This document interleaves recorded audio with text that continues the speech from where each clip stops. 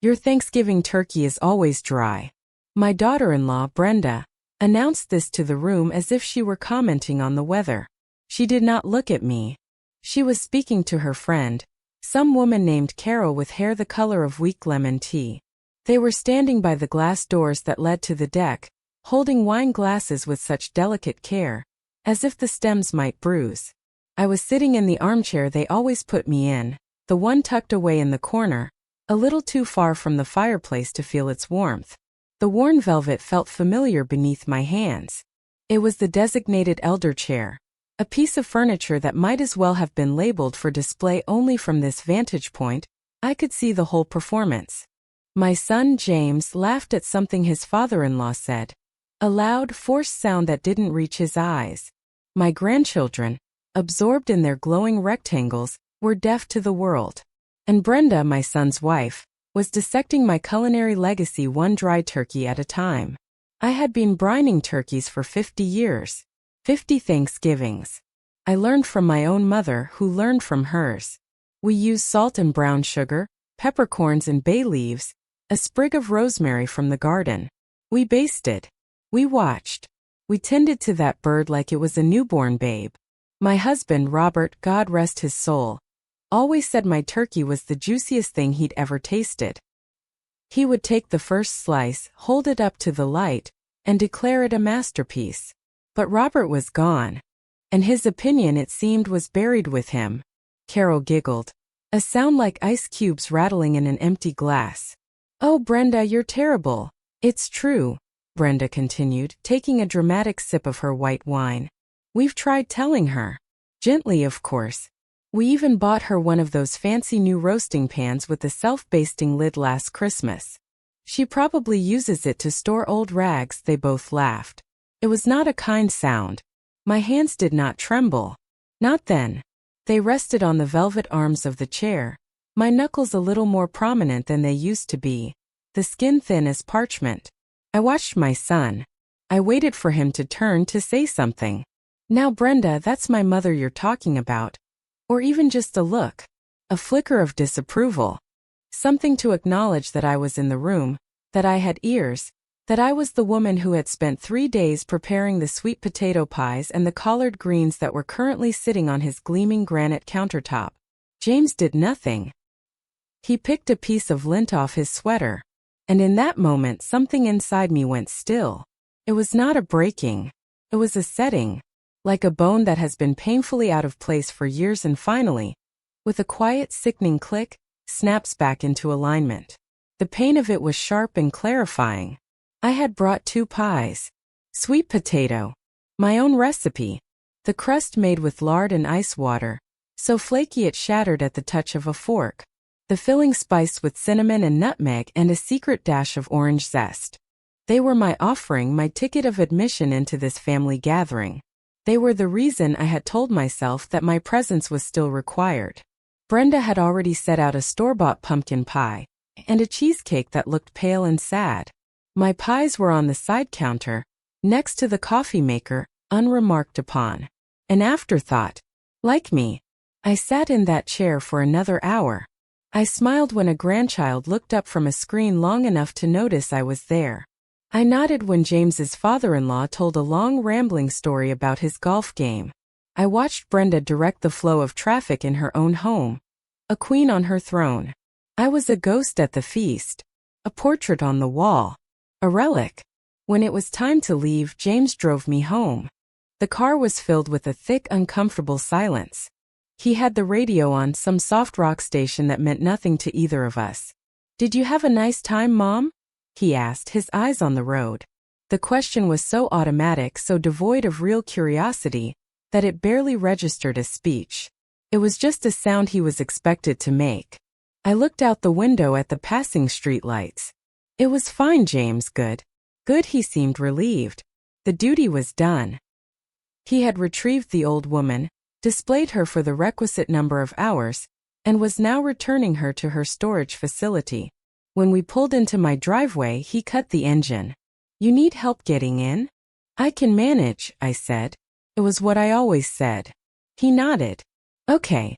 Well, I'll call you next week." He would not call.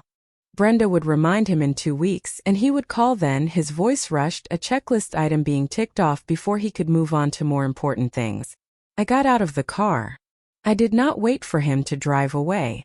I walked up the path to my front door, the key already in my hand. The air was cold and carried the smell of wood smoke from a neighbor's chimney. This house, this farm, had been in my husband's family for 3 generations. Robert and I had raised James here. We had filled this place with love and noise and the smell of baking bread. Now it was just quiet. Too quiet. Inside, the first thing I heard was the ticking of the grandfather clock in the hall. It was a steady rhythmic sound. Tick, tock. A heartbeat. Robert had wound it every Sunday night. Now I did. I took off my coat, the heavy wool one I'd had for 20 years, and hung it in the closet. I went into the kitchen and put the kettle on the stove. The house was cold. I turned up the thermostat, the old furnace groaning to life in the basement. While the water heated, I stood at the kitchen window and looked out over the dark fields. 100 acres of prime soil. James and Brenda had been talking about it for years. What they would do with it. The sensible thing. Sell it to developers. Build a subdivision with a fancy name like Heritage Oaks or Willow Creek Estates. Even though there wasn't a single willow or oak on the property, just acres of good, honest farmland. They spoke about it in front of me as if I were already gone. They made plans for my legacy while I was still living it. They had already inherited it in their minds. The only thing standing in the way was my continued, inconvenient existence. The kettle whistled, a shrill cry in the silent house. I made my tea, black with a spoonful of honey. I carried the mug into the living room and sat in Robert's old chair. It was leather, cracked and worn, and it smelled faintly of him, of Old Spice and pipe tobacco. The words echoed in the quiet room. Your Thanksgiving turkey is always dry. It was such a small thing. Petty cruelty. But it wasn't about the turkey. It was never about the turkey. It was about the 50 years of brining and basting. It was about the pies left on the counter. It was about the Christmas they told me not to bring any food because the kids preferred pizza. It was about the birthdays I only learned about from pictures posted online. It was about the way Brenda rearranged my living room furniture every time she visited, telling me it was better for the flow, as if my own comfort in my own home was an obstacle. It was about my son, my only child, picking lint off his sweater while his wife dismantled my worth in 3 simple words. He had made his choice. He had chosen his new family, his new life. I was part of the old one, the one that was fading, becoming irrelevant. A duty. A burden. A story he would tell one day about his dear old mother who, bless her heart, just couldn't cook a decent turkey. I sipped my tea. The warmth spread through my chest, but it didn't touch the cold, hard thing that had settled there. It was clarity. Terrible, freeing clarity. They saw me as a waiting room. A holding pattern. They were waiting for me to die. They were waiting for the farm. The farm was my only remaining value to them. The land was worth more than the woman who tended it. I took another sip of tea. The clock ticked. Tick. Tock. I had a decision to make. I could continue to sit in the corner chair, to be the ghost at their feasts, to bring pies no one wanted and accept the casual cruelty as the price of admission. I could fade away quietly, politely, and leave them the land they so desperately craved. Or I could do something else.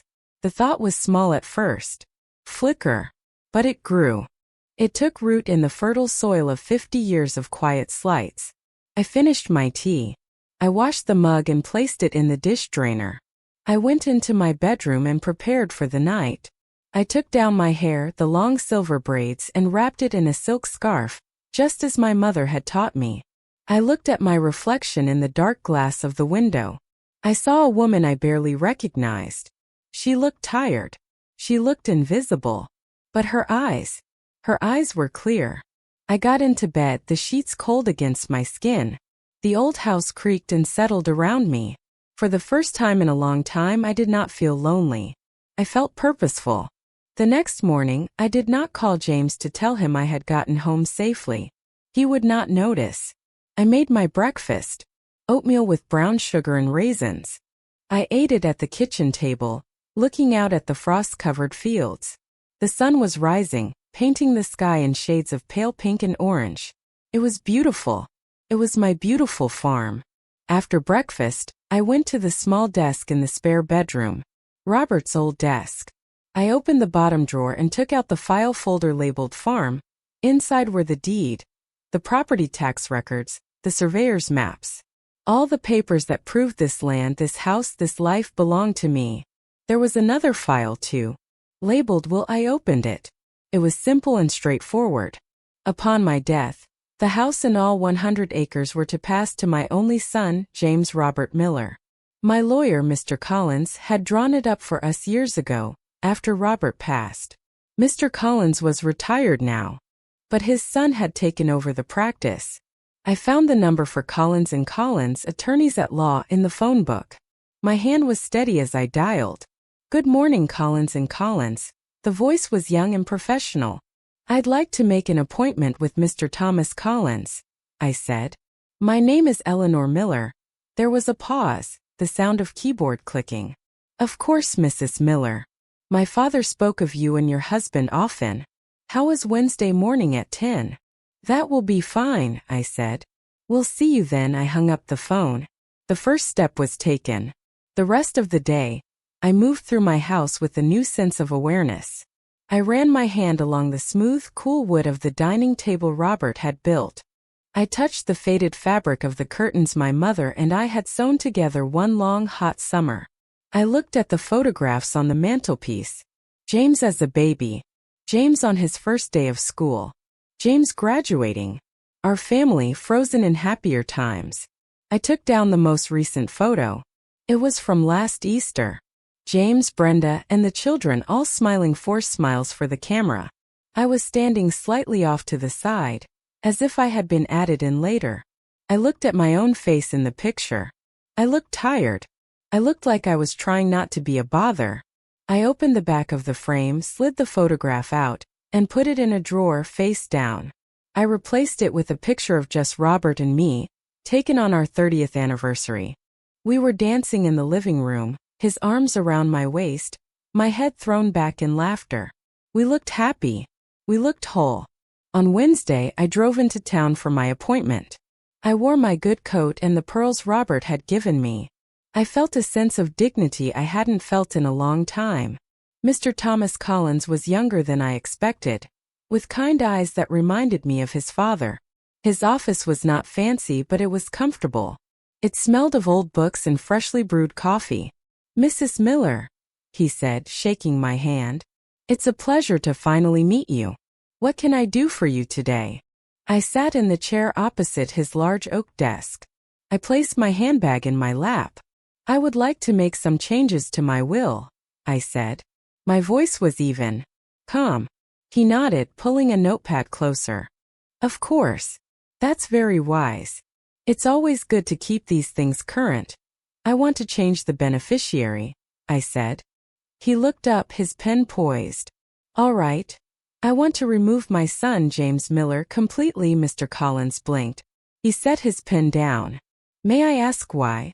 Is there a disagreement? You could say that, I said. Let's just say our interests no longer align. He was a professional. He did not push.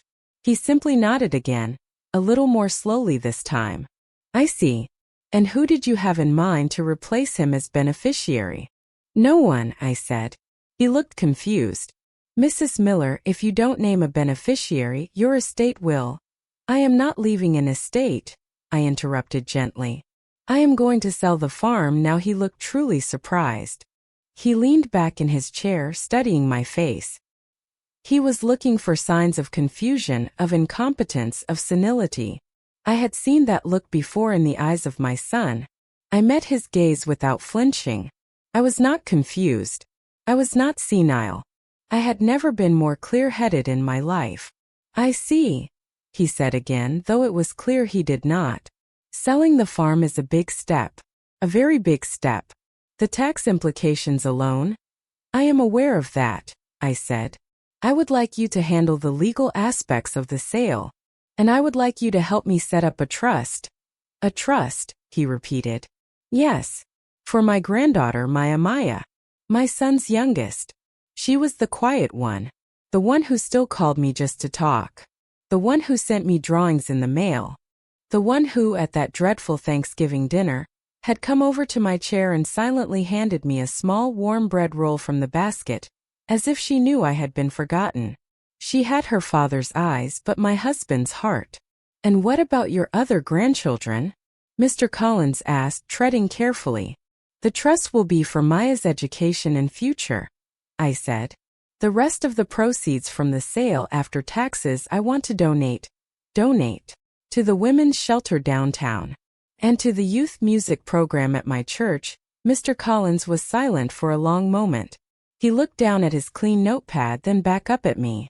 The look of professional concern had been replaced by something else. Respect. All right, Mrs. Miller, he said, finally picking up his pen. Let's get to work. I spent 2 hours in his office. We discussed realtors. We discussed appraisals. We discussed the legal framework of the trust and the donations. I signed papers. I revoked James's power of attorney, which he had so eagerly pushed me to sign 5 years ago, just in case when I walked out of that office, the sun was high in the sky.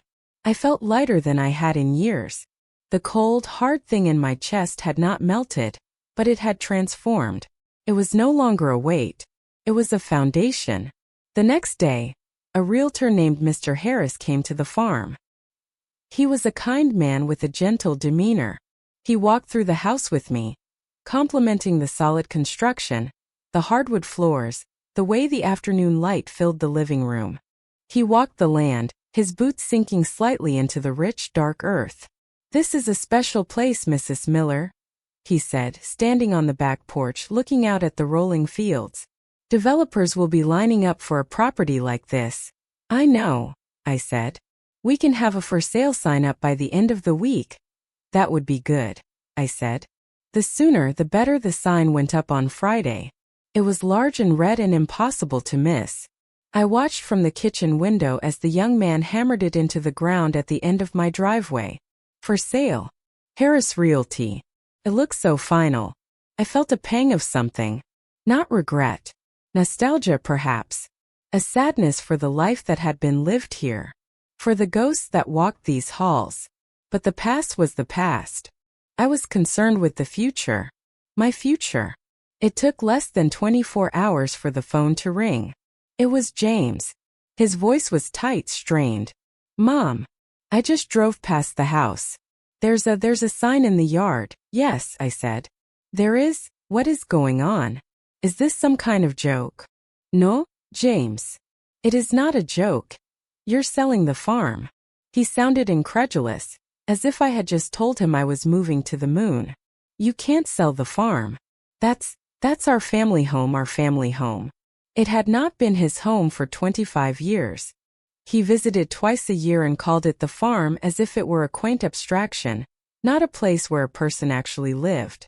It is my home, James, I said, my voice quiet but firm. And I have decided to sell it. But why? Without talking to me? To us. There was nothing to talk about. The decision is mine to make. There was a pause.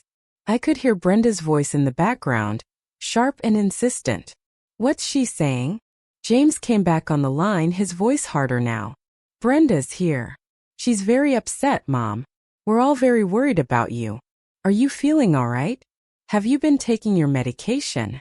The casual condescension of it stole my breath for a second. The immediate assumption that my actions could not be rational. That a decision he disagreed with must be a symptom of decline. I am perfectly fine, James. My health, mental and physical, is excellent. Then why would you do this? The farm is my inheritance. It's for the kids. There it was. The truth. Not I'm worried about you losing your home, not I'm sad to see our family history sold, but you are selling my inheritance. The farm is my property, I said. It is not your inheritance. An inheritance is a gift, James, not an entitlement. It is given, not taken. This is because of Thanksgiving, isn't it?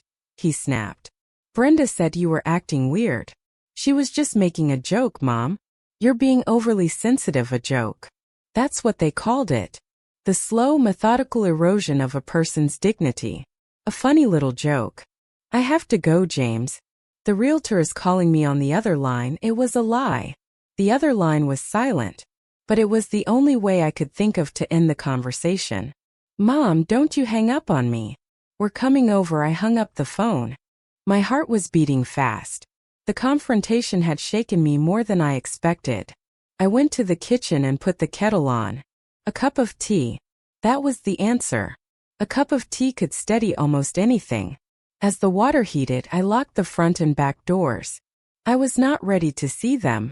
I was not sure I ever would be again. They arrived 45 minutes later. I watched from the living room window as James's expensive car pulled into the driveway, spitting gravel. He and Brenda got out. They marched up the walkway like soldiers on a mission. They tried the front door. It was locked. James knocked, a sharp, impatient sound. I did not move. He knocked again, louder this time. Mom! Open the door. We need to talk about this. I sat in Robert's chair and listened to the sound of my own quiet breathing. The ticking of the clock. Brenda's voice now shrill. Eleanor, this is ridiculous. You can't just lock us out. What will the neighbors think? The neighbors. That was her concern. The appearance of things. It was always the appearance of things. They banged on the door for another 5 minutes. They shouted my name. They tried to peer in the windows. Finally, with an angry huff, they gave up. I watched them stomp back to their car and drive away much too fast. The silence they left behind was vast and peaceful. The rest of the week was a flurry of activity. The realtor brought several potential buyers to see the property.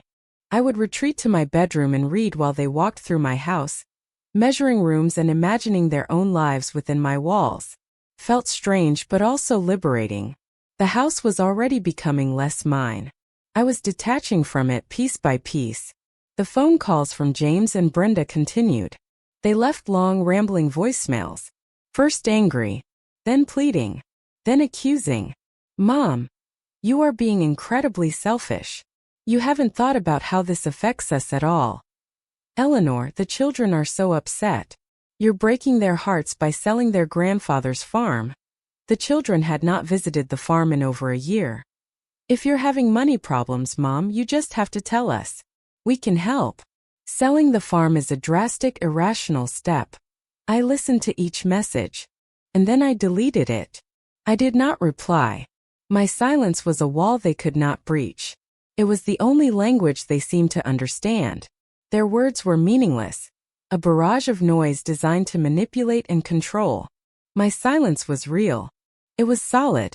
One afternoon my granddaughter Maya called. I had been avoiding all calls, but I saw her name on the little screen, and my heart softened. I answered. Grandma. Her voice was small, hesitant.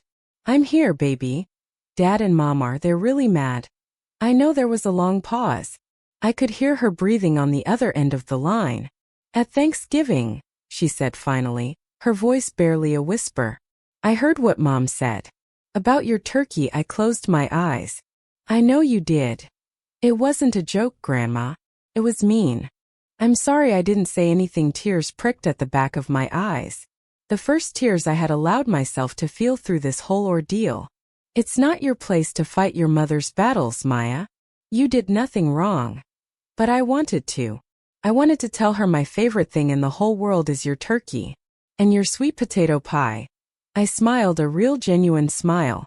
I know you do, baby. I know. Are you really selling the farm? Yes, I am. Where will you go? I'm not sure yet. A smaller place. In town, maybe. It'll be an adventure. Can I still come visit you? Wherever you go. The question was so pure, so full of love and fear. It was the question her parents had never thought to ask. They had asked about the land, the money, the inheritance. Maya asked about me. Of course you can, my sweet girl, I said, my voice thick with emotion. Always.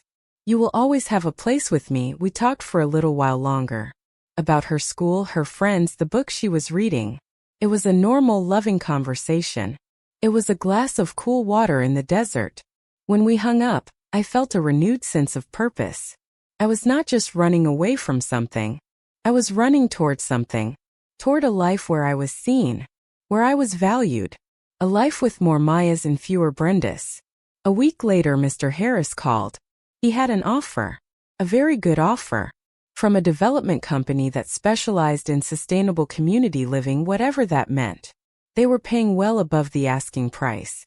They want to close quickly, Mr. Harris said. Within 30 days. It seemed impossibly fast. To pack up a lifetime in 30 days. I accept the offer, I said. Now things moved quickly. I signed more papers with Mr. Collins. I started sorting through the house. Room by room. Drawer by drawer. A lifetime of accumulated things. It was a painful process. Every object held a memory. Robert's reading glasses still on the nightstand. James's tiny handprints in a clay dish he'd made in kindergarten. The wedding dress, preserved in a box in the attic. I was ruthless. I made 3 piles. Keep. Donate. Trash. The keep pile was surprisingly small. My photographs. Robert's favorite books. My mother's quilt. My recipe box. A few pieces of good furniture. The donate pile was large. Clothes. Dishes. Linens. Things that could still have a life with someone else. The trash pile was for the things that were truly finished. The broken things. The worn-out things. The things that had outlived their purpose. As I worked, I felt as if I were sorting through my own life. Shedding the unnecessary weight. Keeping only what was essential. What was true. James and Brenda tried one last time. They showed up without calling, catching me as I was carrying a box of old magazines to the curb. This time I did not hide. I stood on the porch and watched them approach. They looked tired. Defeated. "Mom," James began, his voice strained. "Please. Just talk to us. We can fix this." "There is nothing to fix, James," I said. My voice was calm. I was no longer afraid of this confrontation. I was ready for it. "Of course there is," Brenda interjected, stepping forward. "You're selling our children's birthright out from under them because of some perceived slight. It's petty and it's cruel." I looked at her. Really looked at her. I saw a woman who was so consumed with what she thought she was owed that she couldn't see the person standing in front of her. "Your children's birthright," I said slowly, "was to have a grandmother who loved them. A grandmother who baked them pies and knitted them sweaters and told them stories about their grandfather. A grandmother they were taught to respect and cherish." I paused, letting the words hang in the air between us. "You have systematically, over the course of many years, taught them that I am an afterthought. A nuisance. A cook whose food is not good enough for your sophisticated palate. You have devalued their birthright." "Not me." Brenda's face flushed with anger. "That is not true. We have always included you." "You have invited me," I corrected her. "There is a difference. You invite a stranger into your home. You include family. I have not felt like family in your home for a very long time." I turned my gaze to my son. He would not meet my eyes. He was studying a crack in the porch steps. "I sat in your house, James. I sat in a chair in the corner of your living room, and I listened to your wife tell a practical stranger that my Thanksgiving turkey is always dry. And you picked lint off your sweater." He flinched as if I had struck him. He finally looked at me. His eyes were filled with a confusing mix of guilt and anger. "It was a joke, Mom. A stupid joke. I didn't think." "No," I said. "You didn't think. That is the entire problem. You never think. You don't think to call. You don't think to visit. You don't think to defend your own mother from the casual, cruel dismissals of your wife. You just don't think." I took a deep breath. The air felt clean and cold in my lungs. "The sale is final. The papers are signed. I will be out of the house by the end of the month. My lawyer, Mr. Collins, has all the details. Any further communication can go through him." "So that's it?" James asked, his voice cracking. "You're just cutting us off?" "No, James," I said. "I am not cutting you off. I am simply closing a door that you left open for far too long. I am tidying up. You should understand that. Brenda is very particular about keeping a tidy house, The barb hit its mark. Brenda gasped. I turned and went back inside. I did not slam the door. I closed it gently. I walked to the living room window and watched as my son and his wife stood on my porch, lost and bewildered. They had come here for a fight, for a negotiation. They had expected tears, anger, recriminations. They were not prepared for calm finality. They did not know how to argue with a woman who was no longer asking for their approval. They left. And this time I knew they would not be back. The last few weeks in the house were a blur of packing and goodbyes. I had lunch with my friends from church. I spent a long afternoon with Maya, walking the fields and telling her stories about her grandfather. I gave her my recipe box. You make the pies now, I told her, pressing the worn wooden box into her hands. You keep the tradition alive, she hugged me. Her thin arms wrapped tightly around my neck. I will, Grandma.